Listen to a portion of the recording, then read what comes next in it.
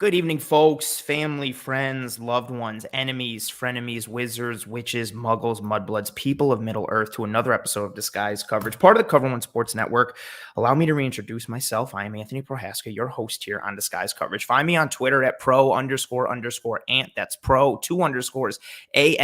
Give me a follow on the old Twitter, or I always like to present you guys options. If follows aren't your thing, that's fine. I will gladly take anyone, literally almost anyone who has the capability of playing interior offensive line. That's the point we're at right now. It's a little scary. It's a little worrisome. Tonight's a very special episode. We have been riding high with the amount of guests that we have had here on Disguise Coverage and the quality of guests that we have had here on Disguise Coverage. And tonight's guest is very much in that same vein. I am very excited to welcome from PFF and host of the Too High podcast, Mr. Seth Galina. How are you doing? I'm fantastic. How are you? I'm good as like a person, but as like a person who watches and covers the Bills, I could be better. I could be better. Are you? I've been to Buffalo once to watch a game, I believe. Just one time. And I have been to the Canadian side of Niagara Falls. Beautiful. So we're basically brothers, really, when you think about it. We're pretty much the same person. Yeah. If you think about it, yeah, we're the same guy. We should have just recorded in the same spot too. So to give everyone a little bit of a background on how this episode is going to go, and then Seth give you kind of that same thing as well. What we're going to do in the beginning of this episode, Seth and I are going to talk about a changing of the guard of sorts in terms of NFL defensive trends, coverages and fronts, and why these things are happening and who's at the forefront of them, and the hows and whys and whats and wheres and why they work, what weaknesses, advantages, pros, cons, all that stuff. And then we're going to tie it into the Buffalo Bills, because several of the things that are going on with defenses in today's NFL are things that are resulting in the inefficiencies that we're seeing from the Buffalo Bills at this point, and the Kansas City Chiefs to a degree as well. And the Chiefs are always on the forefront of the minds of Bills fans. But Seth, for you, a peek behind the curtain from me this season. I'm obviously, from the name of the show, Disguise Coverage, I'm very much into defense, but we cover anything and everything with the Buffalo Bills here, and the NFL to a degree as well. And since the beginning of the year, I've just noticed several inefficiencies when it's come to the Bills offense. And for me, at first it started with like protection and things like that. And then it was red zone efficiency. And the more I started to go down the rabbit hole and watch the all 22, the more I kept coming back to this idea of too high coverages and zone coverages and things we're seeing, but that too high and the disguise looks off of it and everything that results off of it that we're going to get into really starting to present a problem for the Buffalo Bills. And you're one of the go-tos for me when it comes to anything with coverage and stuff. I've loved your work for a while, and there are two things in particular from you that really hit on the head for me. One, when you and Deontay had Brandon Staley on the show back in June, who's at the forefront of this too high movement, which we're going to get into. He was phenomenal. And then you did an episode on the Athletic Football podcast with Robert Mays, maybe like 2 weeks ago or so. That was just so insightful. And I had to bring you on for your expertise. We're going to jump, I guess we'll kind of jump right into it. So one of the things, you mentioned on the Athletic with Robert Mays, and it's something I think is known for pretty much across football, but the cyclical nature of football. It's a copycat league. You hear it every year as you go into, whether it's offensively, defensively, individual players, body type, skill set, quarterbacks, all these types of things. So we'll lead off with that. We had seen a certain trend that had been coming from like the mid 2000, like around 13, 14-ish up until the last several years, but that's changed. So we'll lead off with that. What change have we started to see when it comes to coverage in the NFL? Well, the cyclical nature of sports in general and scheme in general really has to do with who's winning at the time. Very true. Right? So who was winning in 2013? Maybe not specifically, but that era is the Legion of Boom Seahawks. Right? And they're doing it in such an amazing fashion where everybody's like, oh my God, look at that. We should do that thing. Right. Like we should clone Earl Thomas and Richard Sherman and Michael Bennett and KJ Wright and Bobby and we should Chancellor. It'd be so easy. Like that's so easy, right? Like this is how we should, the future is going to be like that, to tell you the truth. It's just going to be the Clone Wars, but in football form. You just put somebody in a pod and you're like, sweet, we got our roster. Let's go execute. That's it. So, we're there in 2013. I do want to go back to a few years earlier because I'm going to relate this back to the Bills later.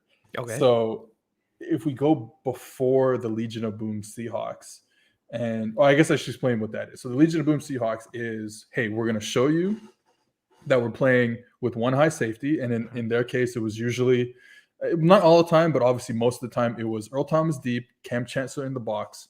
So when we put Cam Chancellor in the box, we always have numbers advantage against the run. We always just have more people. Everyone can have one gap and there's no problems. And that means we're going to play in cover 3 or cover 1. That's, basically what we're going to do. We can play match cover 3, but for the most part, it's cover 3 and cover 1. And we have these unbelievable cornerback to help us and this safety who can go sideline to sideline. So he doesn't need a partner. He doesn't need a second safety back there because he's Earl Thomas. He's Earl Thomas. He can do everything. He's good. Yeah. Sideline to sideline can do everything. So we got into that. The idea is, I think from what I understand, it was kind of by accident. They weren't planning on doing this in Seattle. Like Pete Carroll, when he was at USC, one of his mentors is Monty Kiffin, who was the quote unquote inventor of the Tampa 2 system. Yep. So we come from this Tampa 2 style of defense. And it's funny because there's a YouTube video series on Kurt Warner's YouTube where he breaks down the 2009 playoff game, the amazing high-scoring playoff game against the Packers, where where the Packers lost in overtime, I believe. On that interception by Dansby, like when he kicks it, Rodgers kind of kicks the ball up. Crazy, right? So you looked away for a second, you came back and you were like, "Game's over." It's over. Like what? Yeah. Was it? I believe that was like the first play of overtime. I know it was the first drive. It was either the first play or third down of like the first series, but it was almost in the blink of an eye right away. Blink of an eye, and a crazy game. So he breaks down like his decisions, his reads, why all the plays that they run on offense in that game with the Cardinals, and I'm watching that and I'm like, dude, every single snap the Packers are in is cover 2. Like it's cover 2, it's cover 2, it's cover 2. And even when they blitz, they play cover 2, which is something you don't really see that often. Usually when teams blitz, they're playing man or they're playing some sort of version of what we call fire zone cover 3. So like, I was shocked. I was like, oh, okay. Cause I'm 33 years old. So 2009, I was a young pup at that time. Yeah. Just a pup. Not that young, but young enough that like, I didn't know anything about that stuff. So I didn't understand. Like I heard everyone was saying Tampa 2, Tampa 2, Tampa 2, but seeing it with my own eyes was like, oh my God, that's all the Packers were doing. And obviously there's 31 other teams in the league, and maybe other teams were doing different stuff, but the Packers in that game just played cover 2 every single snap. So that kind of made things clear in my mind. So we were in this cover 2 world for a bit. The Seahawks go on a tear. One of the best defenses that we've seen of all time, I guess. Legion of Boom. So everyone says, okay, well, we're done with Tampa 2. And then like, what's next? Well, we're going to go and find all these Seahawks coaches. We're going to take them. We're going to take Gus Bradley and we're going to take, man, I'm blanking on the names now. Gus Bradley and Dan Quinn, yep. Et cetera, et cetera.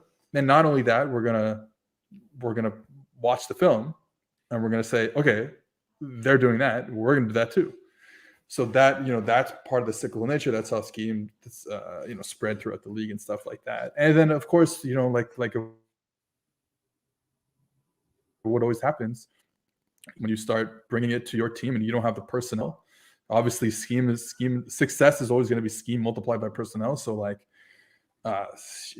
Jaguars had one good year. They had a great corner. They had 2 great corners that year. They had a pass rush. It worked. Atlanta had one good year. It worked. All of a sudden, it didn't work anymore. Yeah. Jaguars, all of a sudden, it didn't work anymore. So, you just have these things. And I think what ends up happening is why we're getting away from this defense now. 2 things. And I'm sure I say this a lot. So if someone's heard this from me, I apologize. But I think the internet has, I know this for sure in high school and college football, and I'm not quite sure about the NFL level because it's obviously at a whole different level. But feel like the internet has caused scheme change to speed up. Because everyone you can just find the film you want, you can find the clinic you want, you can talk to somebody who you thought you could never talk to before to explain stuff to you. Yeah. So like that stuff's happened so fast. So it really wasn't that long that we were in the Seahawks era of defense. 7 years, something like that. I don't think that's that long of a time. Maybe it is. Maybe that's just a normal cycle. But for me, that felt really short. So, what happens is this Mike Shanahan fellow, we're getting deep into it now. Oh, now I would say now we're getting into the trees, because it ties into the zone running offense that teams want to do, and then how that results in the change from do you think? Yeah, no, but you get it though. So like basically Mike Shanahan, mid-90s, him, Alex Gibbs, his O-line coach, and Gary Kubiak, his offense coordinator in Denver, they devised this system where they don't play with a fullback anymore. They put on an extra tight end or they put on an extra receiver. So it's single back, which was really not a thing because the West Coast offense at the time was really a two-back, fullback, tight end, split back type of offense. So they're like, okay, we're going one back. Everything's going to be zone. We're going to zone. We're not blocking guys. We're blocking areas. And I picture everybody in the room being like, oh, areas. What does he mean? Yeah. And look, I've been around a lot of coaching staffs before. The amount of gossip and people be like, fucking Mike's got another crazy idea again. You heard about dude wants to block areas. He calls it zone. It's going to be terrible. Who is he think he is? He can't just run a power like everyone else. It's funny though, because zone's been around for a long time, and I've seen this your listeners, they don't need to hear any of this, but like we went into I saw this clinic one time. It wasn't even a clinic. It was like the Cincinnati Bengals 1988 offensive install on video. I wish I could find it again. God. It's somewhere there in the internet. I don't know. I saw it 10 years ago. And I don't remember. It's was it Sam Weiss or something? And he's explaining the offense, and they run zone in that offense. But again, it's a 2-back zone. Okay. So they come out in a more spreadier type of zone, 1-back zone, where everyone's blocking an area to the same side, like everyone's going left or everyone's going right, and the running back is reading defenders. It's not like, oh, I have a hole and I'm just going to run through that hole. It's if this guy stays outside, I cut inside. If the next guy stays outside, I keep cutting inside, and yada yada yada. Yep. So that's the offense. They win 2 Super Bowls. Gibbs goes to Atlanta. They have some success there with Michael Vick and I guess Michael Vick. Schaub, I might have played a bit there. Yep. Kubiak goes to Houston eventually. Has some success with Schaub when he goes to Houston. Running this offense, but it's not an offense that kind of lives for outside of those guys. I think the West Coast offense is still super prevalent at that time. So it's a great offense, but doesn't really. It just for whatever it is, it just didn't work as well or at least teams' offensive coordinators didn't like it for what they were seeing defensively. Now it's making a comeback because, as we've seen, Shanahan goes to Washington. His son is there. McVay is there. The LaFleurs are there. Everyone's there in Washington. It's this patient zero scenario, and it just spreads like wildfire. Exactly, right? And they're doing some stuff, and they have some success, and then everyone goes everywhere. And one of the things about this wide zone running scheme is it's such a horizontally stretching play that now when you have all these intermediate defenders. So let's use a Seahawks example. You have the 2 linebackers, KJ and Bobby, and then you have Cam down there too. Yep. So now you have the 3 of them down there. That means you have a lot of bodies in that intermediate area. Only 1 safety. So when you get horizontally stretched, okay, you can maybe stop the run. But the question is, can you deal with the play action where the quarterback boots back to the opposite way? Because you have all these bodies who have a gap. Remember this. Everyone has one gap. So now when they show you the ball, oh, it's a run play. You better second. Whoops, not a run play. And then we boot the quarterback out the opposite direction, and all these crossing routes are coming across your face. Now you have too many linebackers. Yeah. right? So then it's like, oh, this offense now makes sense in the world that we're in the NFL with all this one high stuff. So guess what? Got to change, and that's where I think we all are right now, which is like, okay, whoa, we got to go back. We got to live in a world where we're not gapped out, as we call it. Like when you have, when you have, everyone has a gap in like a one high safety look. We call it gapped out. You're not gapped. You can't be gapped out anymore. You have to live in a world where, hey, maybe we'll give up a little more rushing yards, but we can deal with everything that comes off of the rushing attack on all the play action. So that's kind of where we are now. And it's been coming for a while. The funny thing is I wrote an article on PFF saying, hey, you know, guess what, guys? It's coming soon. Before, after the 2019 season, I had no clue that Staley was about to change everything. Yeah. Just like saying, like, guys, it has to happen because NFL is cyclical and teams are already starting to slowly do this. But then Staley came in and just blew the lid off the whole thing. And, you know, the Rams last year were in too high as much as anybody. Yep. Him and Fangio were in too high as much as anybody, and so on and so forth. So it was bound to happen, but at the same time, just it's kind of exploded this year. And this is why we're having problems in Buffalo. That is exactly right. And to just put some pieces in there together as well. Like, first of all, everything you said, tremendously insightful. And I also love that 88 Bengals tape idea. Oh, I got to find it for you. Yeah, please do. I want to see it super bad. I love stuff like that. Like, I love install videos in general, especially ones from like back in the day, like where it's, especially for things that pertain to now. Because I feel like there's so many things that are like, oh my God, like this is so innovative and this and that and blah, blah, blah. And then you see somebody like, oh no, someone at this like community college in Iowa was like running this concept in like 1975. And you're like, oh my God. It's crazy how fast it's gone. And, you know, just from numbers from a run perspective, I tweeted this out last night. But with how much of a zone scheme running attack the NFL is. Last year in 2020, there were 9,259 zone runs versus 3,931 gap. Just a tremendous amount of zone versus that. And as you mentioned, if people are trying to run that Seattle style of cover 3, you're one gapping so hard. You're trying to take the hole right away. You're penetrating. You're getting upfield fast. You're aggressive. You get hit with that wide zone play action, you're screwed. We've seen Tennessee live off it so much. And there's a lot of great tape of them against the Baltimore Ravens over the last couple of years because the Ravens are such a fast-flowing defense. Tannehill just sticks it in Henry's gut, turns around. A.J. Brown over the middle, yards after catch, take that. It's such a deadly combination. And you've seen teams started to change a little bit, as you mentioned, but it came on fast, right? So in 2017, the top 2 coverage shells were cover 1 and cover 3, top 2. And I'm going to go 1 year prior to take a look at some numbers, right? So in 2016, no team had over 200 too high coverage snaps. No team. There were 3 teams above 190, and the fourth most was at 163, right? So no teams over 200 snaps in a too high.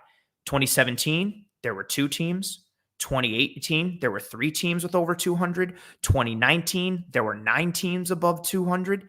And in 2020, we had 15 teams above 200. And again, in 2016, the 4th most too high coverage snaps was 163. So only 4 teams at 163 or higher. In 2020, there were 23 teams at 162 or higher. So it just came on like a wave. And as you mentioned, it's in that name of how can we neutralize the pass and the run simultaneously. It's been so much in the NFL, as with anything really, like any sport and anything in life, allocation of resources. If you're doing A, that means you're probably not going to be able to do B as good. If you're trying to do B, that means you're a little rough in A. And some people try to put eggs in both baskets, but that's tough. And the too high that we're seeing now, especially with the version that's been run by Brandon Staley, that's really starting to take this league by storm and starting to be run more in this year, we're seeing him diagnose. I also want to put it out there too. The Chargers are still adjusting to that at this point. So if somebody wants to look at the Chargers and be like, but they suck against the run. So I don't think it's true. When your defensive tackles are old man Linval Joseph and like Forrest Merrill, then you're going to have problems. Yeah. And the inside linebackers aren't good either. So yeah. No, it's a different spot. And Derwin James is sick, and Bosa's sick, but there's a lot of monkeying around that's going on with the pieces there in LA. But Staley comes up with this too high concept that seems to be able to neutralize the pass and the run at the same time. And it's just unreal, right? So last year in 2020, the Rams are in a too high shell pre-snap, the second most at 79%. They show a light box 78% of the time, and which is second in the league. And they show the lowest stack box. So all of that is like, well, then they're good against the pass. We get it. They got Jalen Ramsey. They had John Johnson last year, but they're probably screwed against the run. No, they're first in rush yards per attempt allowed at 3.8. They're first in rush yards allowed per zone run at 3.5. So they all of a sudden merged this. Granted, it helps when we have Aaron Donald and the fits they have, Brockers and Sebastian Joseph Day and Floyd, and they have like a good squad. But a lot of it is scheme-based because at a certain point, I don't care how great your individual players are, it's hard to neutralize both the run and the pass. And the Rams come out here with Brandon Staley, and they're going light box heavily, both pre and post snap, but they're still able to defend the run. How are they doing that? So Staley obviously comes. So you mentioned a couple things, them being second in light boxes, them being second in too high shells. I mean, I know the answer is who's number one. It's the Denver Broncos last year. Because why is it the Denver Broncos? And why is that? Because Vic Fangio was the defensive coordinator in Chicago, and then obviously in the head coach in Denver, where he employed Brandon Staley to coach his inside linebackers. So it all comes back. The battle of the trees, right? So but the Staley is. Even he's I say this all the time. He's a wild boy. He is doing stuff that I think a lot of people don't even want to mess with in the cover 2 world. Sorry, not the cover 2 world, the too high world. Mm-hmm. So it's funny. Sean McDermott been a big quarters guy his whole life. Yep, big quarters guy. And I think that was very similar to, especially on third down, but even first and second down too. And it's similar to Fangio. So you have 4 defensive linemen, you have 2 linebackers. It's a 4-2-5, right? 2 linebackers. You have a nickel outside, who's inside the slot receiver, basically, right? And you're playing 2 high quarters. You can play cover 2. You can play whatever you want. Cover 6, like whatever you want. Where Staley was really interesting is how he mixed playing with 2 high and playing with 5 defensive linemen. In whether you call it a tight front or a bare front, whatever, someone with a nose, right? So because if you're gonna play with 5 defensive linemen and you're gonna play with 2 safeties, you don't have a lot of players left in the middle. Yeah, where's everybody else to guard the intermediate? Especially with how threatening the whole NFL is with the passing game on first and second down and crossers and digs and everything in the middle of the field. Yeah, so we got a problem. So teams don't want to do that. Right, yeah. That's scary. It's scary. I was gonna say nobody wants to do that. They're gonna be like, "Whoa, we can't. That's already 7 committed right there. What are we doing?" Right. So so he does it, and one of the ways that he does it is, so you've heard of cover 6. Like if you go play Madden, but it all comes back to Madden. But it's an easy way to visualize it. It all comes back to Madden. We all played Madden. Everything is yeah. So you have quarters to one side, to the wide side of the field, to the passing strength, and you have cover 2 to the short side of the field. That's cover 6. That's how everyone plays it. 4 + 2 = 6. That's exactly it. So quarter is half. Yep. And then what Staley did is he flipped it, and he went quarters to the boundary.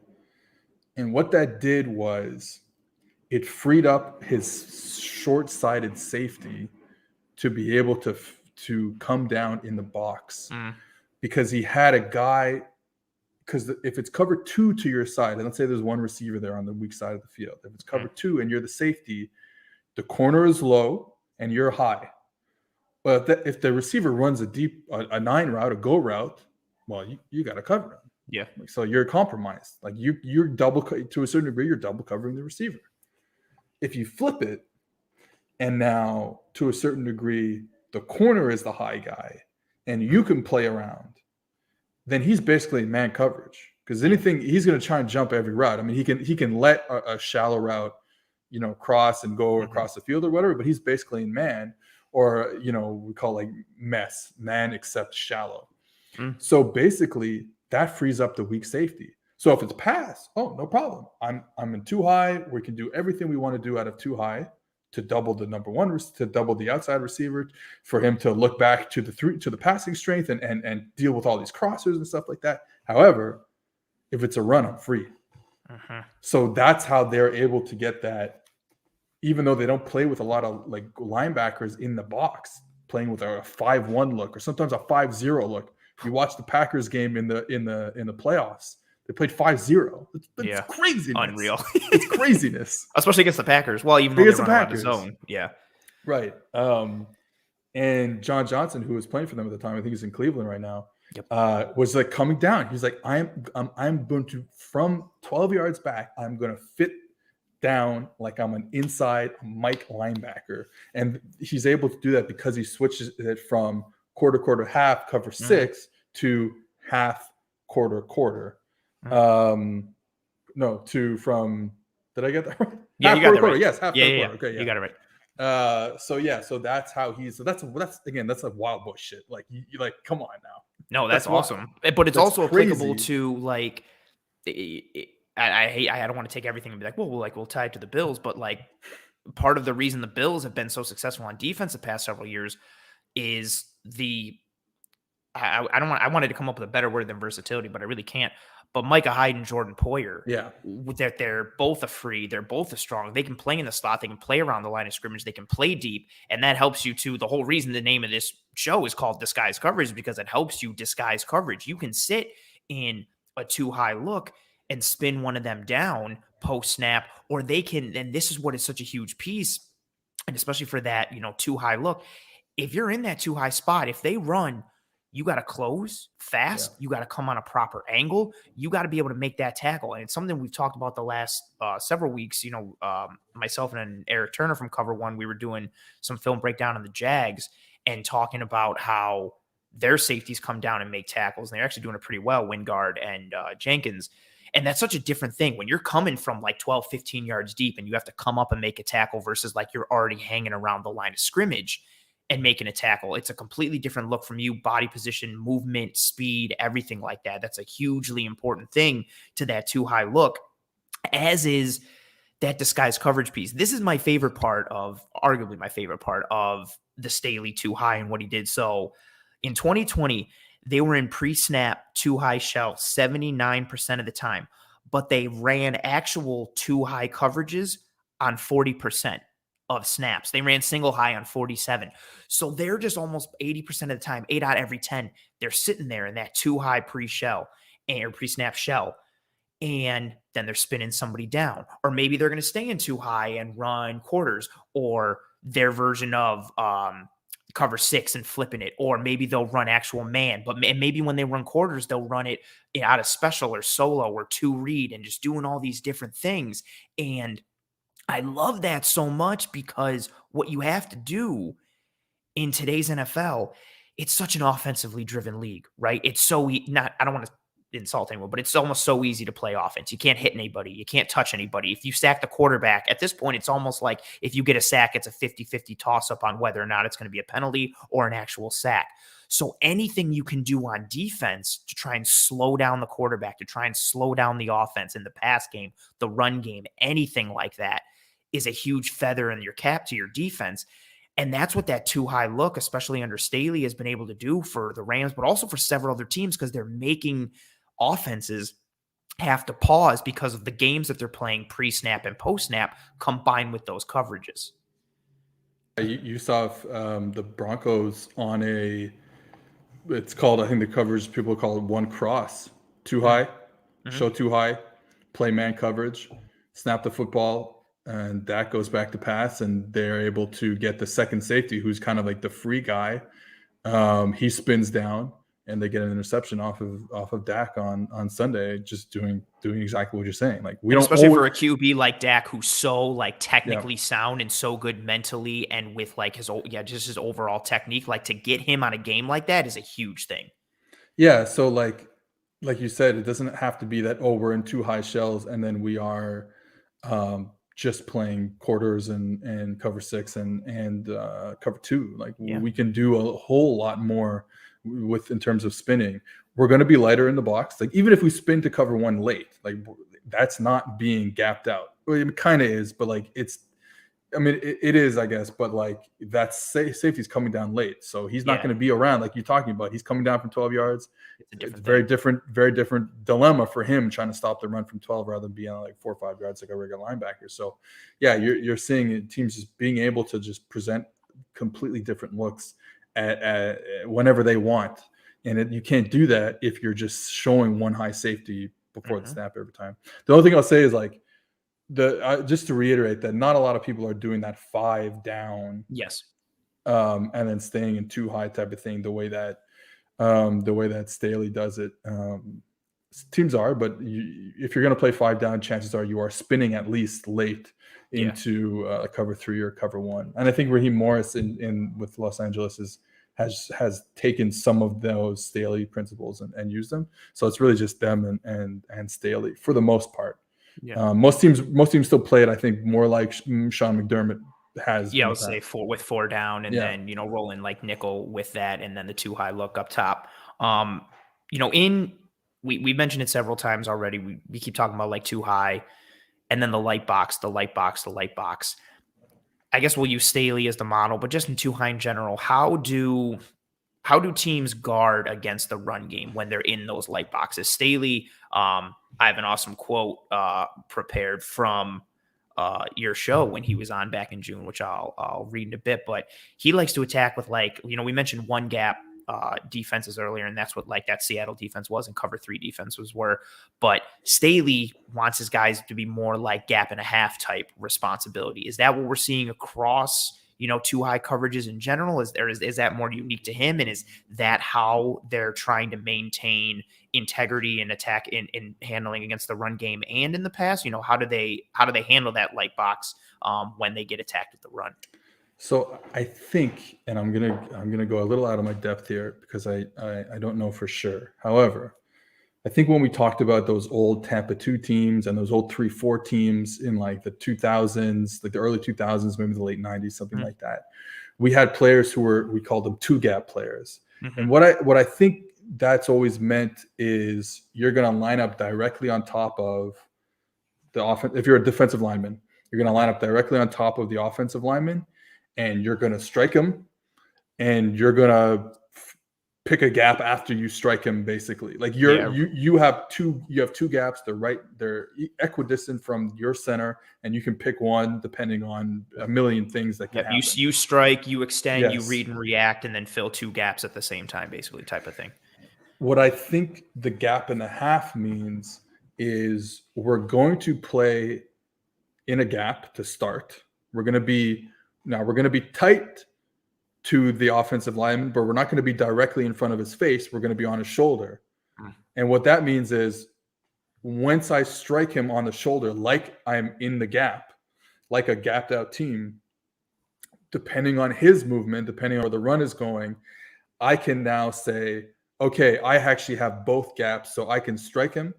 If the run comes towards me, I'm good. I'm in the gap, no problem. But if, let's say, the run is going the opposite side or just inside of me, then I can find my way through a violent movement. It is football, but I can find my way to the next gap over, rather than being like, oh, I'm directly on top of him and I have both gaps.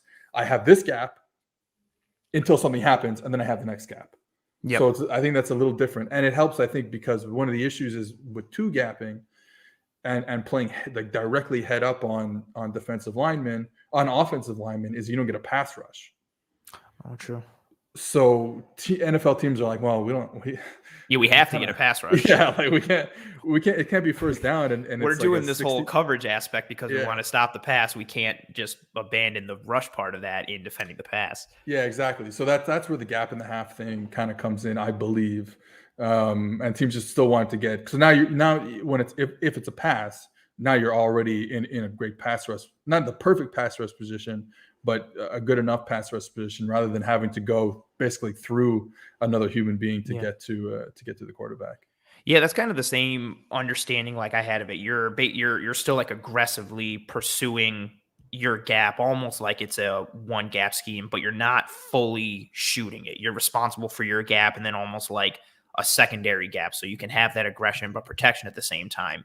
And I pulled a quote from like I mentioned the episode when you had Brandon Staley on. So his exact words in regards to that were, "We're definitely not a two-gap system at all, because that would imply that we're reading and reacting. We're still coming off the rock, but we're going to try and play a gap and a half with all of our guys up front so that we can create more overlap in the first level. By playing that way, what it allows for is your second and third level players to get there."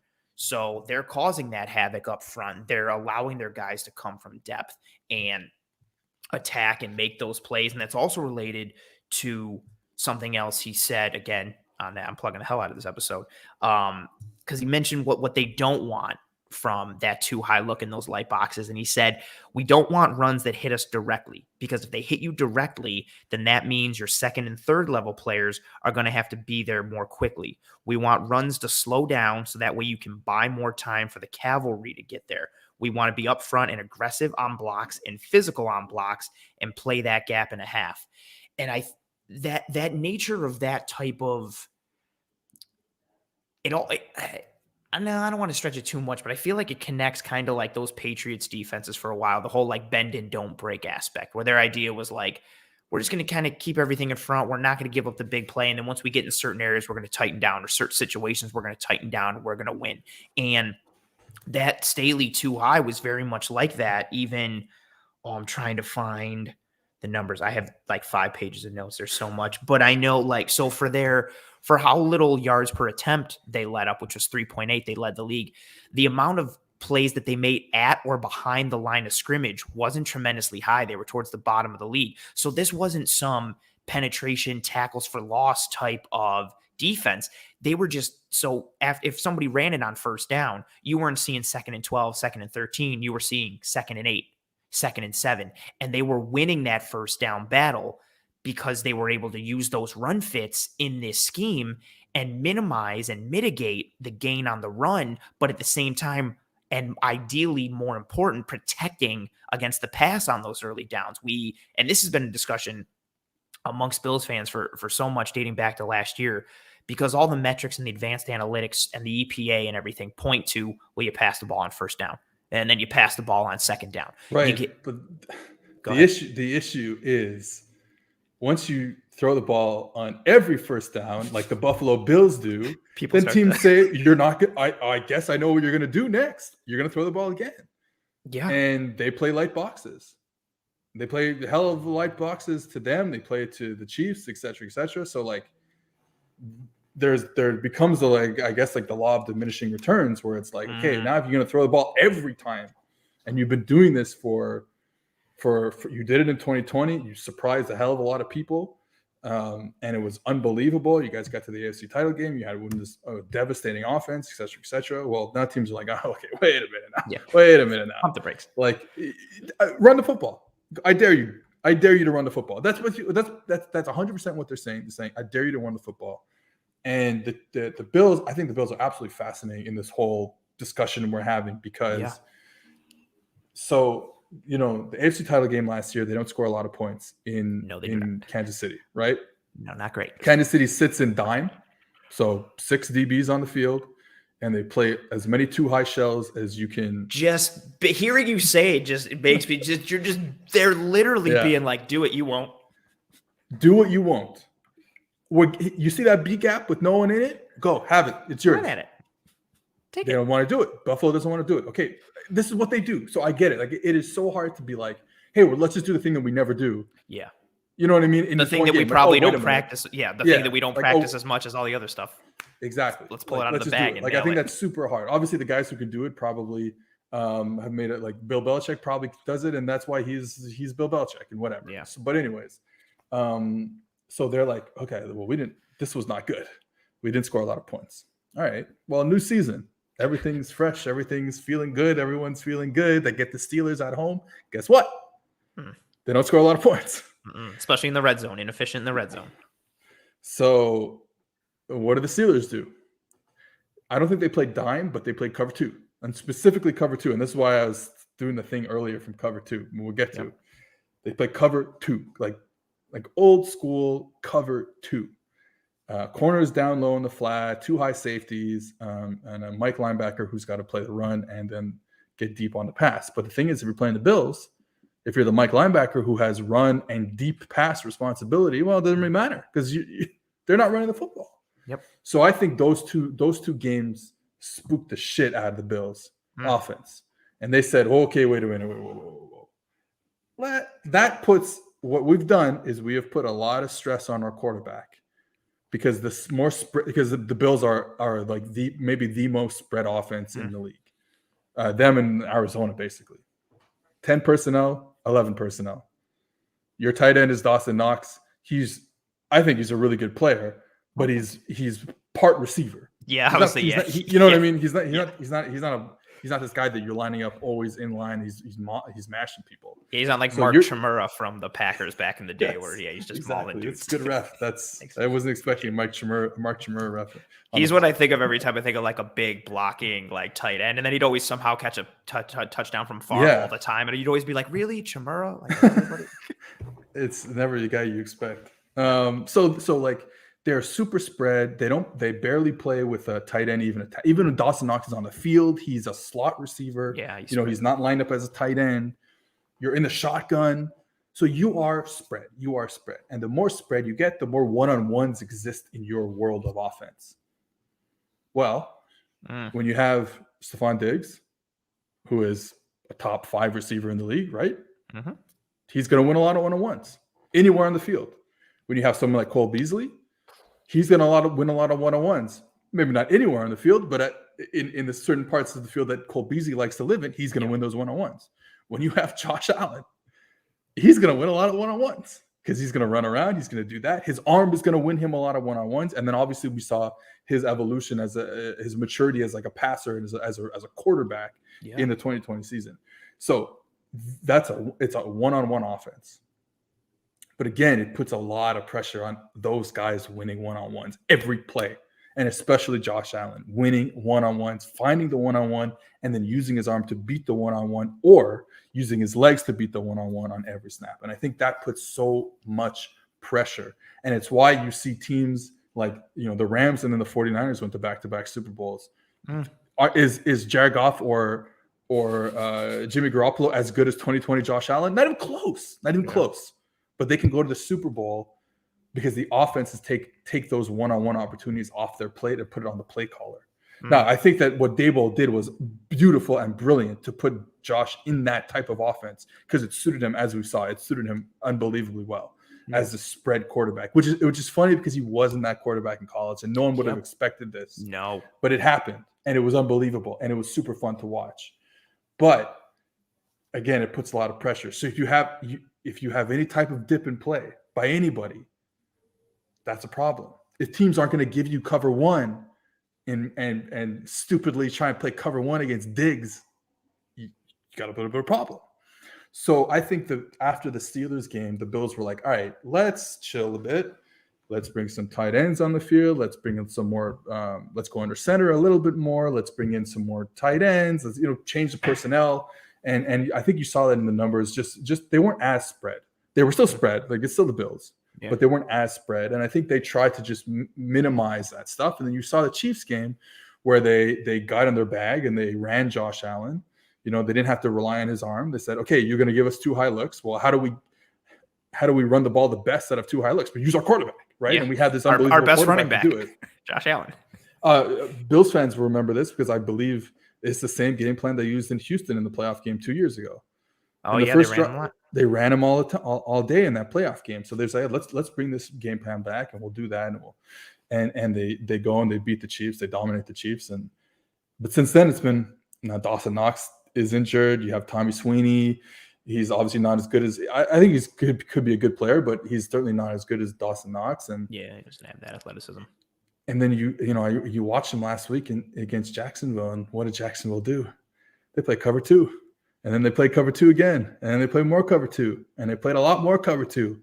And Josh Allen has, I looked this up before, now I'm going to forget the numbers.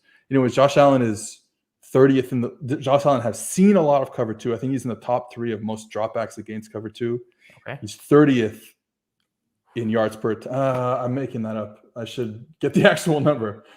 He's low. He's very low in yards per attempt. He's low in PFF passing grade against cover 2 specifically. And how do you get a team out of cover 2? It's exactly what we talked about. You run the football. You don't let them double your receivers. That's what cover 2 is. That's what any of these 2 high shells do. They allow you to bracket or double receivers on the field, and you see it. Teams are dropping deep. Even Miami, they play Miami. It was an okay game. Miami came with a lot of cover 0 stuff. That's different than any other team is going to give them.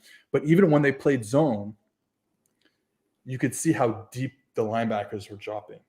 Yeah. Very deep. Let's keep everything in front of us. Let's force Josh Allen to check the ball down. And he's so much better than he was kind of early in his career. Like, he's okay with taking check down.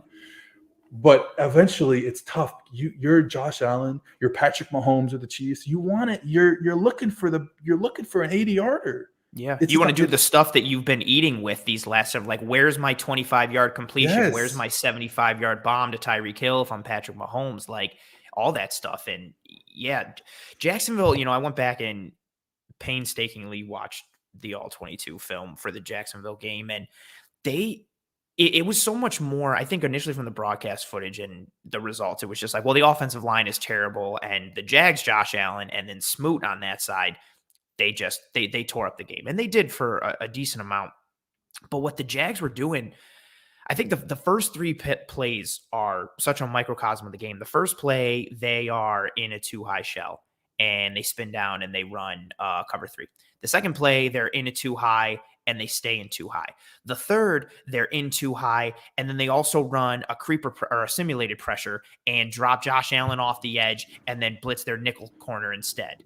Go ahead. They came with some shit against them. They came with some real stuff against them. Real good stuff. Yeah. And that's another piece that I love too, that like is also part of this discussion, that it could be an episode in and of itself. Creeper pressures and simulated pressure, something the Bills have done very well for a long time, but that's also being incorporated now to be able to, again, continue to play that mind game with offenses. Because it's like, well, we're going to rush 4, but which 4 is it? Which one of the linemen are going to drop? We can still kind of blitz technically, but also stay a little safe because we still got 7 in coverage. And the Jags mix that in. And we've seen teams do that to the Bills in addition to, playing that 2-high look and playing cover 2 and playing that zone coverage behind it. And it's so much easier for defenses to play those more coverage style defenses when your offensive line isn't pass protecting great. And then you don't run the ball either in terms of amount or in terms of effectiveness and quality of run. So and no thing is ever a Band-Aid fix or a simplistic fix, but is it as simple for the Bills offense in terms of getting back to where they need to be and increasing their efficiency? It is just as simple as run the ball more or run the ball better. Is that like the key to all of it based on what they're seeing so far? I do think it's the first thing. Just say like, hey, you know what? We're not going to let you, not right now. In 2020, the Bills were dictating what they wanted to do, and it feels like that's flipped. Yep. So it's like, okay, let's get back to let's dictate what we want the defenses to do. We talked about it a little off air with the RPOs, where defenses are like, all right, cool, we're not going to let you do the P of the RPO. Just keep doing the R, and we don't care because you're only going to get 2 yards, and that's fine for us. Yeah, exactly. And then the other thing we talked about was those RPOs that Allen was so good at in his career leading up to this season. They're not throwing the downfield ones as much. Yeah, like it's more horizontal stretch. It's more horizontal. So now you're just going to get less yards if you throw the ball behind the line of scrimmage on average.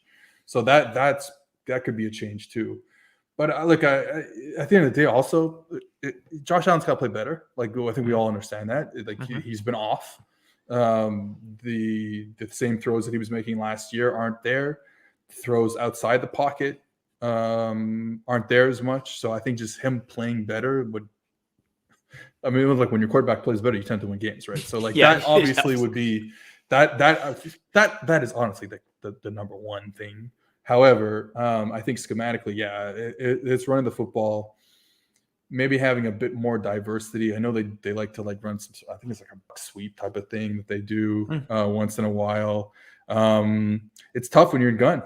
Just look at the Steelers. I was just watching some Steelers tape, and like the Steelers, Ben Roethlisberger wants to be in gun because he's too old to be under center apparently, and like you what can you do? Because once you go gun, and the running back is to a side, the running back's going to cross your face, so you know where the ball is going if you're the defense. So, and even if you pass it, your pass protection options are so limited there. You're either sliding or going hat on hat, and the defense kind of already has you in the palm of their hand right there anyway. So it's so much tougher when you go in gun. You limit yourself.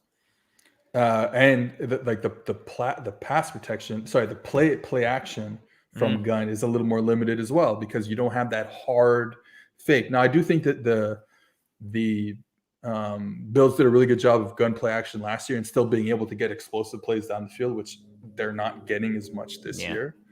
But yeah, that, stuff like that would help. I think a good example of what they could kind of look at, and obviously personnel differences means they might not be able to, but the Cowboys this year, obviously they just lost to the Broncos, but they're obviously having a great season on offense. And what they've done this year is say, okay, just like the Bills in the past, they're a spread offense team. They got all these great receivers, one tight end on the field, 3 receivers, everyone's spread. We're in the gun, and it's all on Dak Prescott. Dak Prescott to win one-on-ones and the receivers to win one-on-ones, just like I was talking about the Bills. And what they've done this year is say, okay. Let's chill a minute on this stuff. Now, Michael Gallup gets injured, so it might have forced their hand a bit. But even in week 1 against Tampa, before Gallup got injured, they were like, hey, let's get into 12 personnel. Let's put 2 big boys on the field. Let's put I just forget their names, Dalton Schultz and Blake Jarwin. Yep. Let's put those big boys on the field. Our offensive line is intact again. Obviously, we saw the issues they had without Tyron Smith this last week, but for the most part, it's been healthy. And let's mash people. Let's absolutely mash people, and then we'll get the play action. Now we'll go under center. We'll get the play action going, hard play action, get Dak out of there, and then we can live in 2 worlds. And I think that is something that I keep falling back on when I think about offense, is like you kind of have to be able to live in 2 different worlds. And right now, the Chiefs and the Bills are a good example of teams that only live in one world right now. Now, when that world is clicking, they're as good as anybody. Yeah. Period. End of discussion. Right? We know how good they can be. Yeah. But when it's not, it's like, okay, well, maybe it's time. Like maybe it's time to figure out some other world you can live in terms of scheme design, in terms of personnel and stuff like that. Yeah, and I love that piece. I want to bring up this one point for I know we're a couple minutes over. What do you say? Could you just want to get this point over? I got time. Leo, we can go for another 3 hours, honestly. Let's go. That's fantastic. We're down there. Let's do it. Everybody take a break, get some coffee, get some water, an IV drip, and we'll be good. It's funny that we're having that conversation of like trying to live in 2 worlds, because this is what too high, especially when run with like Brandon Staley type run fits, or ideally these 1.5 gap run fits, it allows you to kind of live in both worlds, protecting against the pass, but also maintaining, structural integrity against the run. And I love that you mentioned the Chiefs and the Bills are kind of just living in one world. And I wanted to reference, I believe it just went up yesterday, your article up on PFF, about the Chiefs and how, we kind of should have seen this coming for them falling down to earth a little bit. And I don't want to give too much away, but it's just so indicative again of the overall conversation we're having. So the Chiefs have seen 130 more snaps versus pre-snap middle of the field open coverage shell than anyone else. Middle of the field open coverage, for just so everybody know, those are your too high type of looks. So 130 more snaps. That's crazy. That's right? Unreal. That's unreal. And then to go with that, they're last in post-snap cover 3 coverages faced, and they're 24th in cover 1 coverages faced post snap. So literally what we've been talking about here, and the Chiefs and Bills, it's so funny how similarly they're linked. The Chiefs are seeing a ton of too high coverages, much like the Bills are. They're not seeing a lot of single high looks, as the numbers just indicated, and it's having such a big effect on them. And these were two stats that I really loved as well. The Bills, by the way, give it to are me. fourth in the amount of middle field open pre-snap coverages. So it goes Chiefs, Cardinals, Giants, Bills. And Giants is interesting, but you see those spreads, right? But you see though, like we mentioned, the spread offenses: Chiefs, Cards, Bills are right there, and they're being affected by it. We're not seeing that same level of efficiency. And also to go along with the Chiefs, they have the most quarters coverage faced and the fifth most cover 6, like you mentioned. That's tremendous, and it's having an effect on them. I'm mentioning all this because again, it relates to the Chiefs, but also the Bills. So the Chiefs, they have 0.028 EPA per play right now. And if, as you mentioned in the article, if the season ended today, that will be the lowest in the Patrick Mahomes era. And they're also big, huge one. What do we know the Chiefs for? Downfield, the speed, the explosion, vertical offense, even the yak, everything. They're 29th in explosive pass play rate this year. And I mention all that because, one, I think Bills fans are always focused on the Chiefs because I think they still see them as the cream of the crop in the AFC. So it's very applicable. But two, as you mentioned, the Bills and the Chiefs are in a very similar situation right now. You're not seeing that explosiveness. You're not seeing that downfield ability. You're seeing defenses dictate to the offense more than you're seeing the offense dictate to the defense, which is something we've seen. And there's a larger sample size of it for the Chiefs. We've seen Mahomes and that Chiefs offense just constantly keep defenses on their heels, no matter what they did. Mahomes is throwing no-look passes and, throwing passes left-handed and completing everything, and there's touchdowns. And then the Bills last year, granted it's 1 year, Allen puts in MVP-type numbers. They are just crazy high in yards and points and everything they're doing, and then they drop, and the Chiefs drop.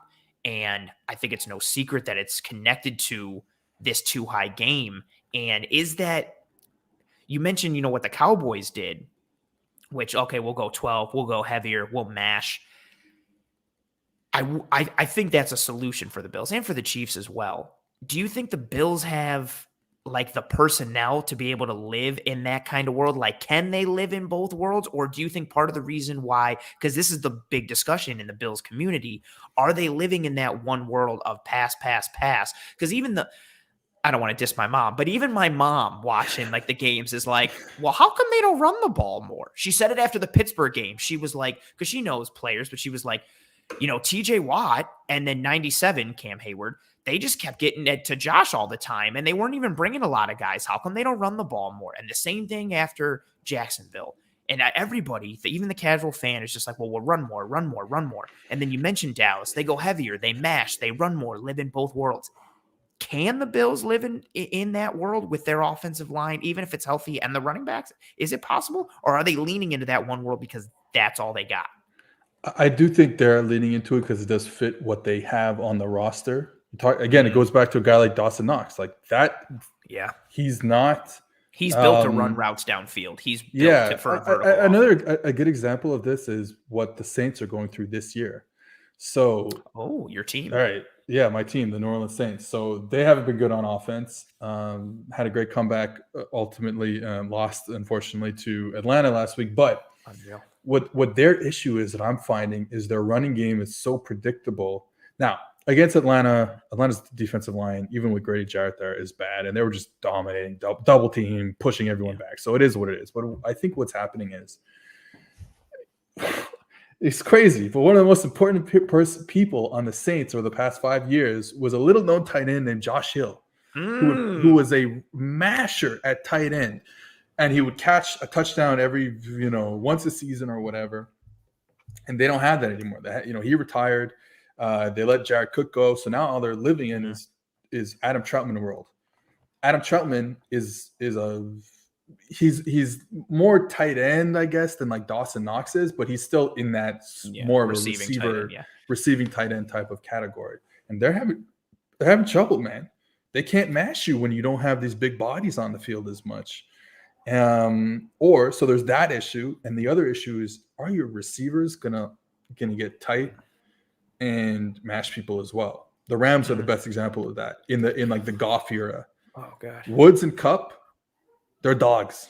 They're gonna get. I wish you got fantasy football points for blocks, because then Robert Woods would be killing it for my team even more than he is. Like I wish that was a stat. And these aren't like receiver blocks where you're outside, touching the sideline and then you go block your corner. No, they're inside in the tight end position, playing as receivers at the tight end position, and they're part of the point of attack and the runs. Yeah, they're almost extensions of the line with how condensed the formation is. They're right off the tackle or tight end and just getting it. Alan Lazard and MVS, I believe, are two really good blockers in Green Bay to run a similar system. Yep. I'm trying to think of some other receivers like that, but I don't know if the Bills that's not a Diggs and Beasley game. Yeah.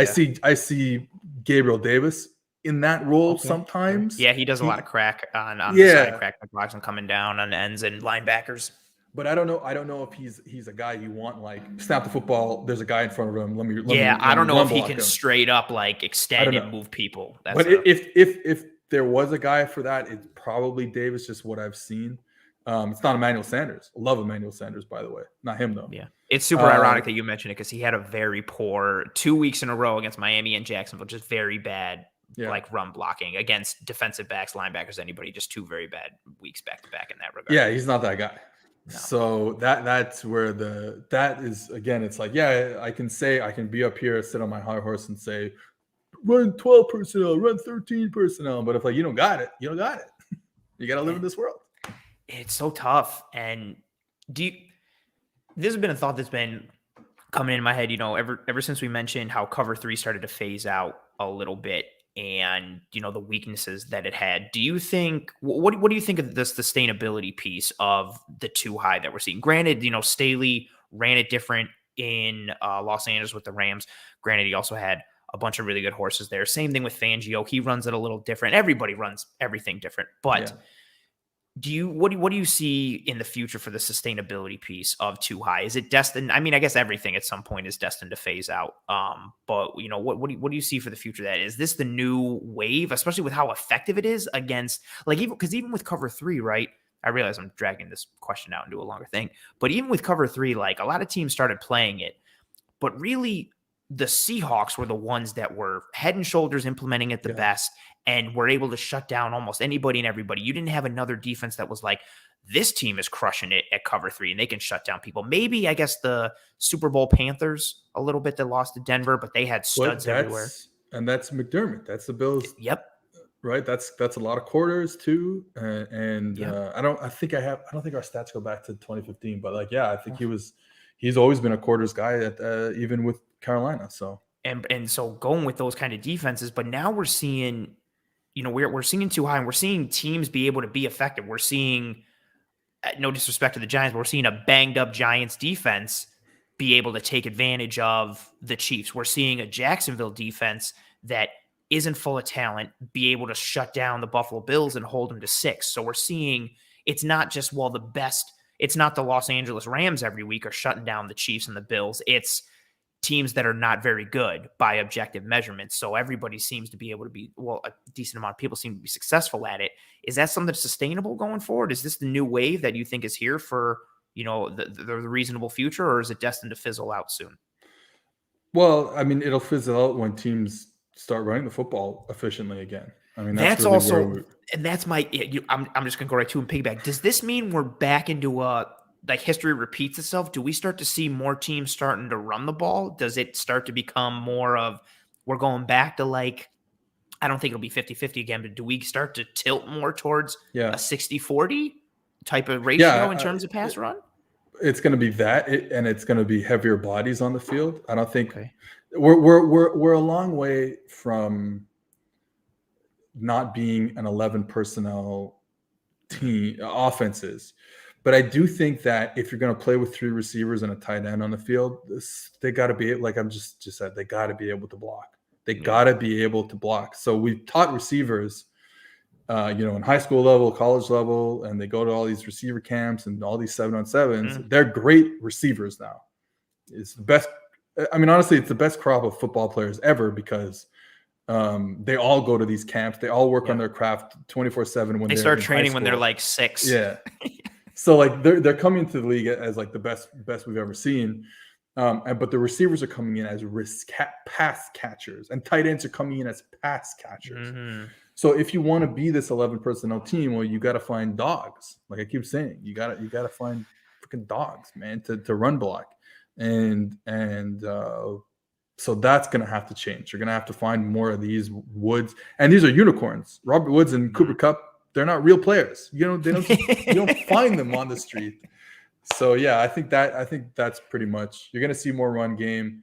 You're going to see more diversity of run, because we didn't even get into it. We don't have time to get into it, but like this new 3-4, the new tight front. All the bear we're coming is deleting zone runs. So we're going to come back with gap schemes, which means you need some ballers.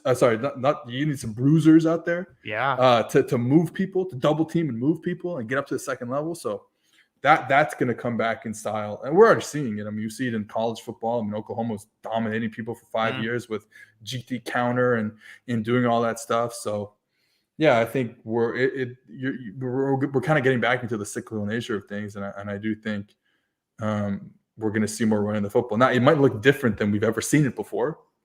You know what I mean? Like, I don't know what the future holds, but it's going to be somewhere in that realm of, hey, we can't just throw the football every down anymore. Yeah, and I love that you mentioned the fronts, because I think that's such you said it, we don't have time to get into it, but that's such another huge piece you're seeing. You mentioned it on the show with Robert Mays. I don't remember exactly what the numbers, but the amount of snaps with a zero tech nose have gone up every single year over the last several years, especially on early downs. You're starting to see, more guys lined up. And usually when you see a zero tech and nose, you're thinking it's like Bear or it's like Eagle, and or Aaron, the Rams scenario, they're running that tight front with the zero tech nose, and then they're running their two defensive ends at the 4-eye position, just shaded inside the tackle. And it was all designed to like take advantage of zone and stop zone, and then be able to maintain this run integrity while playing too high behind it now. But then you're pointing, well, it's like, okay, well, now we got to run gap scheme runs and take advantage of what's going on. And then teams will switch back and be like, okay, we're seeing too much gap. Now we got to change the defense. And then the offense will be like, okay, cool, we're going back to zone. And you just keep going round and round in that scenario. I guess to close it out with, your time, I really want to go for like another 15 hours because this has been fantastic. What do you see going forward? I know it's a huge question, but like going forward with the rest of this year, I mean, at a certain point now, we have a decent amount of sample size in terms of what we've seen. And granted, I don't think any team is really a finished product, but we have a good indicator of who teams are right now and what they are and what they're going to be. What do you foresee for the Buffalo Bills as we move forward? And I guess anything else that has caught your eye for this NFL season? The main thing is that the Saints are going to win the Super Bowl, so that's that's fair. You know what? I would be okay with that. My favorite player in the league is Alvin Kamara, and I have his my jersey. Favorite player in the league. Fantastic, he's awesome. Jamario Davis is pretty sweet too. They got some good guys over there. Yeah, I'm just looking. Oh, right, it was Thanksgiving. Bills Saints Thanksgiving. I forgot about that. It's gonna be a sweet one. Yeah. Look, I think the Bills. I'm looking at their schedule. It's definitely not an easy. It's but don't do that. Don't do that, because just a couple weeks ago, everybody was like, "Well, they got a bye month, Miami and Jacksonville and the Jets." And if we lose to the Jets, I'm quitting this show. No, you're not. That would be.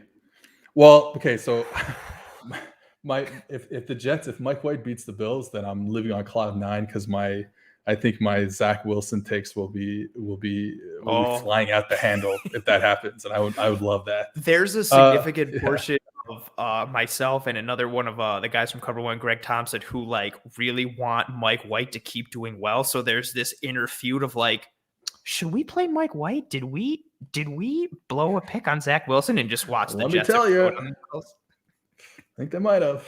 Right. So yeah, no. Look, I think the Bills always have a chance.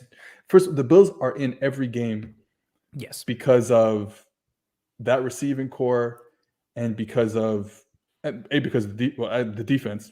Besides that, obviously the defense has been great the whole year, because of the receiving core and Josh Allen. The only thing I'll say about Josh Allen is, like I said, he has to play better. Mm-hmm. If he's ever 2020 Josh Allen again, you're just no problems. Yeah, I guess that's it. It's just like you're in every game because you have these super talented, the most important positions, I guess. Ooh. There you go. Bills are going to win the Super Bowl? No? Are you ready? Can I say that? You can say it if you want to say it. Go ahead. I don't even believe it. I could never, even if I wanted to say it, I couldn't, just because I don't. As a Bills fan, and then even though I'm a Red Sox fan in baseball, and even though they won World Series, just growing up as that, I am secure in nothing in my fandom. I'm always waiting for the rug to be pulled out from under me. The Bills could be up by 50 with 2 minutes left in the Super Bowl, and someone will be like, they're going to win it, right? And I'm like, pump the brakes. I don't know. There's still 2 minutes left. I don't know. But damn, man, Seth, you were tremendous. This episode was awesome. Just in case people don't know where to find you or what you do, plug yourself and all the stuff that you do, because you're awesome. You can go to pff.com, or you can go to pff_Seth on Twitter, or you can find my podcast with Deontay Lee, the Too High Podcast, wherever you get your podcast. Awesome. And check it out. It's worth it. I check it out regularly. It's what keeps me up on all the know-how, and maybe next time I'll be able to rock I should have gone with a sweet flannel like you did. I went with an Italy jersey, but I feel like you upstaged me. Well, it's, you should have. We both live in cold climates, so like. I was going to say, we're basically, I mean, you've been, like you mentioned in the beginning, we're basically brothers. You've been up here to the Canada side of the Niagara Falls. We're basically brothers. Yeah. We probably waved at each other from the other side of the border. Right, so just like those random waves, and it all comes. Yeah. It's like what's that game? Where you try to name, or like someone met you, it all comes back to like actors who have been in the same movie as Kevin Bacon. Oh, like 6 Degrees. Thank you. Oh, it was driving me nuts. And so that's how it all comes back. It all comes back to Niagara Falls and waving at someone across the board. Me and your boy, Eric Turner, he is like an hour and a half away from me. Yeah, he mentioned he is right on the border. Yeah, he's close. Yeah, he's close, but like close to because the Buffalo area is obviously closer to like Toronto if we're talking the other side of the border, but he's more like in the upstate New York, I believe, area. So yeah, that's the wilderness area. Of the woods. Yeah, he mentioned it when I had reached out to you, and he was like, "Oh, Seth's he was like, oh, Seth's awesome. He lives like this close to me, and I know him this and that." And I was like, why wouldn't you just say that when like, why did I have to do like a cold call to see like what was up? And he was just like, oh yeah, like he's awesome, this and that. And I was like, great, good to know after I already had to cold call him on Twitter. Fantastic. But you were awesome, man. As advertised. This is super fun, man. I'm glad, man. And maybe we can have you back at some point this season and talk some more stuff. I appreciate you. I'm going to say, as always, go Bills, but for you, I'll give you a go Saints. I like Alvin Kamara and I like Sean Payton. So we appreciate it. This Saints Mafia appreciates it. Oh, very nice. I wish you well. And we'll see you on Thanksgiving for what should be a good way to end the holiday. Perfect. I appreciate you, man. Take care. See ya. Later. Man, what? And I mentioned in the lead-in, we have just had this string of fantastic guests after fantastic guest after fantastic guest. I hope you guys enjoyed tonight's episode, an episode of Disguise Coverage that, as always, is sponsored by One Pie Pizza. I got the Twitter handle there up on the old screen. If you're listening and not watching, the Twitter handle is at One Pie Pizza WNY. Partners of Cover One, partners of Disguise Coverage. They got the website and the online menu in the show description or episode description, wherever you're watching, listening, any of that stuff. Go check out One Pie Pizza. As I say it every week, delicious sweet sauce pie, homemade blue cheese. They just did an awesome, thing in October for a given portion of every pizza sold to the Roswell Park Cancer Institute in efforts to knock out cancer. They're good people. They make great food. Open Monday through Saturday, 11 to 8, or until sold out. They've actually been doing so much business lately that they're starting to open on Sundays now. They got a whole bunch of stuff cooking. Check out the online menu. Get yourself some One Pie Pizza. Tell them that Cover One and Disguise Coverage sent you for some good stuff there. And you heard it from Seth. You heard what's been going on in the league, what's been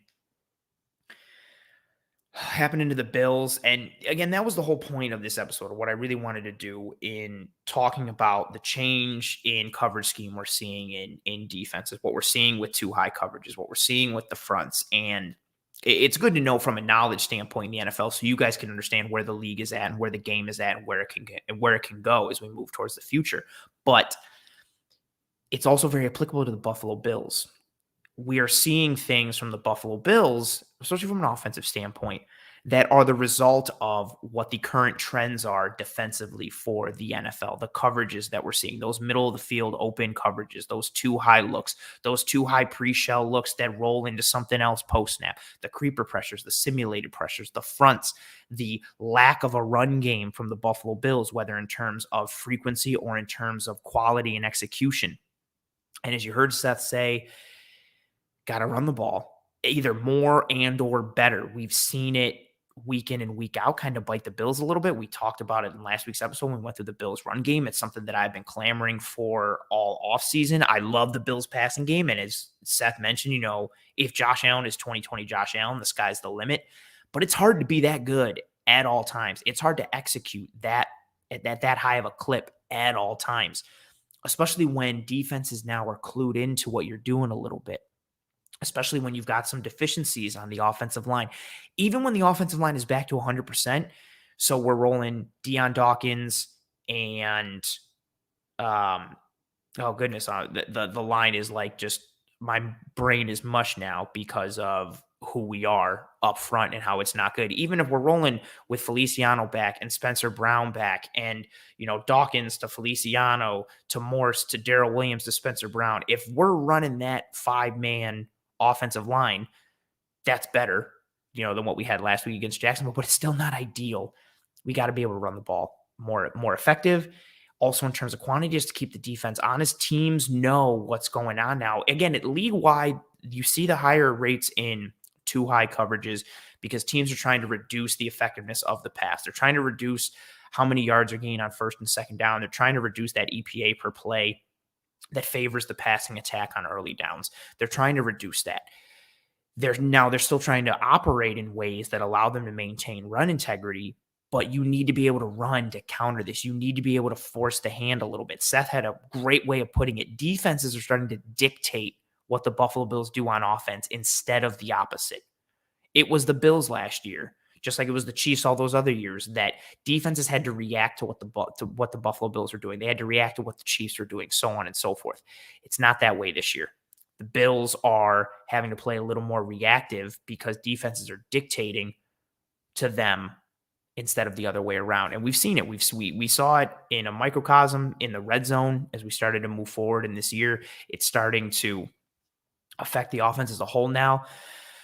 I hope they can coach it up and get right. The offensive line getting healthier will definitely help. Eric Turner has done some really great breakdowns and shown some stuff of just how much Spencer Brown has really added to the offensive line, which I still think is crazy looking at it in hindsight. If you would have told me that coming into this season that like Spencer Brown was a key for this offense, my initial thought would have been like, okay, well, 2 or 3 players had to have gotten hurt somewhere along the line or at a skill position. Something had to have happened, not where it's just like, oh, people kind of figured things out a little bit in the NFL and have adjusted.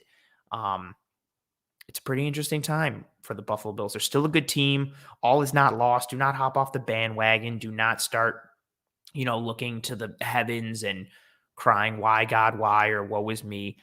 We'll still see what happens with this team. And if Josh Allen can play better, because he does have to play better, as Seth mentioned, the Bills can turn it around, but I do think they need to run the ball in some capacity. In terms of effectiveness, they either need to be effective at it to the point that when they do run it, it works.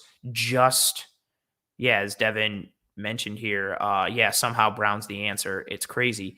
The Bills need to run the ball like this. They either need to be good enough running it to the point that it's always a threat, because even if they run it 5 times, it works 5 times. They either need to do that, or they need to run it with a quantity to the point that defenses have to respect it, because the run could be coming at any time. But you still have to be good at it, because if you run it 20 times, but you suck all 20 times, defenses still aren't going to care.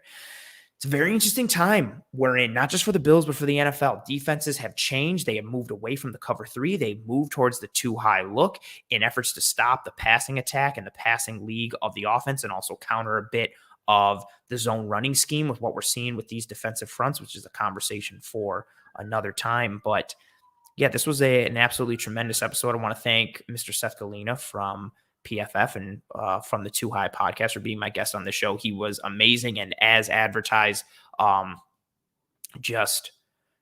really blown away. Check out the Too High podcast. Check out the work that he does. He's so knowledgeable in the NFL and college football. He and his partner Deontay Lee, they're genuine, like, good sources of knowledge when it comes to anything, everything NFL, scheme, schematics, analytics, metrics, understanding what you're seeing on a weekly basis.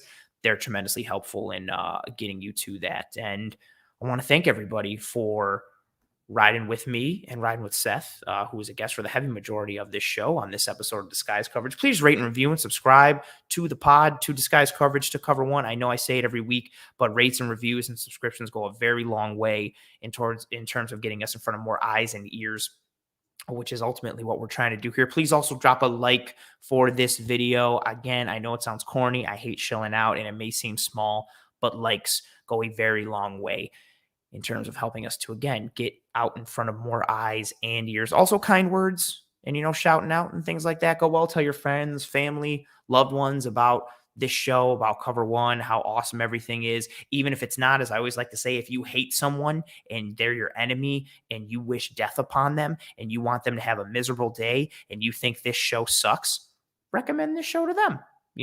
It works. It works both ways. I see all the stuff coming through there, saying thank you to me and saying great stuff as usual. I appreciate you guys as always. And I appreciate Seth for being here.